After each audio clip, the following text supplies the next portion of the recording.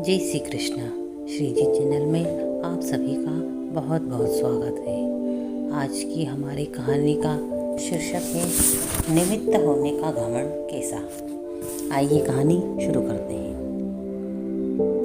आज हमने भोजन करवाया, आज हमने ये बांटा, आज हमने वो दान किया। हम अक्सर ऐसा कहते हैं और मानते हैं और फिर फोटो बड़े बड़े अक्षरों में नाम का प्रदर्शन भी चाहते हैं। एक लकड़हारा रात दिन लकड़ियां काटता, मगर कठोर परिश्रम के बावजूद उसे आधा पेट भोजन ही मिल पाता था। एक दिन उसकी मुलाकात एक साधु से हुई। लकड़हारे ने साधु से कहा कि जब भी आपकी प्रभु से मुलाकात हो जाए, मेरी एक फरियाद उनके सामने रखना और मेरे कष्ट का कारण पूछना। कुछ दिनों बाद वह साधु उसे फिर मिला।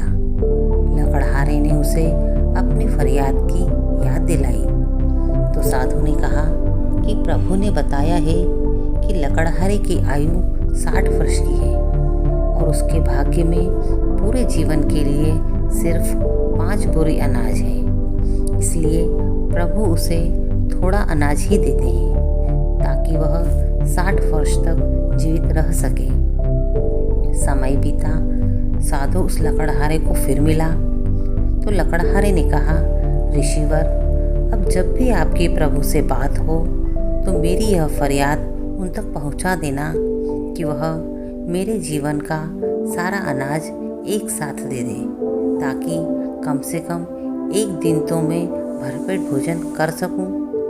अगले दिन लकड़हारे के घर 5 बोरी अनाज पहुंच गया। लकड़हारे ने प्रभु को धन्यवाद दिया और उसकी फरियाद कबूल कर उसे उसका सारा किस्सा भेज दिया। उसने बिना कल की चिंता किए सारे अनाज का भोजन बनाकर फकीरों और भूखों को खिला दिया और खुद भी भरपेट खाया। लेकिन अगली सुबह उठने पर उसने देखा कि उतना ही अनाज उसके घर फिर पहुंच गया है। उसने फिर गरीबों को खिलाया, फिर उसका भंडार भर गया।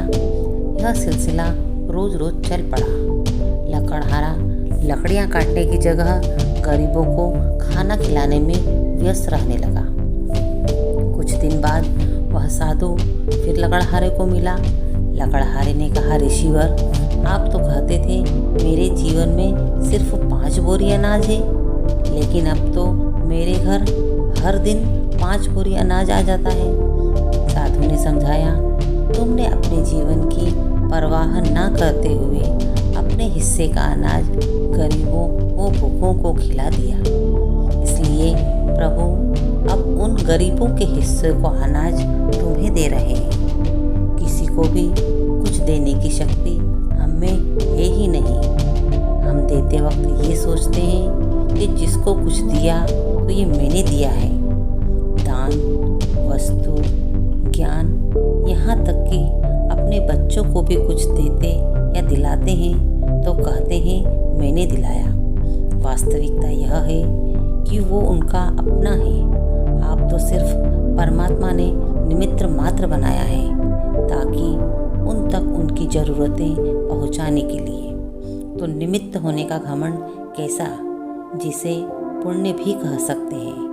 हम किसी को क्या दे सकते हैं। हमारे जीवन में प्राप्त हर एक प्रसंग के कारण हम स्वयं ही हैं। अतः किसी और का नहीं, अपने विचारों को विशाल बनाएं। आप देखेंगे कि आप और आपके साथ वाले सभी आनंद में जीवन व्यतीत करेंगे।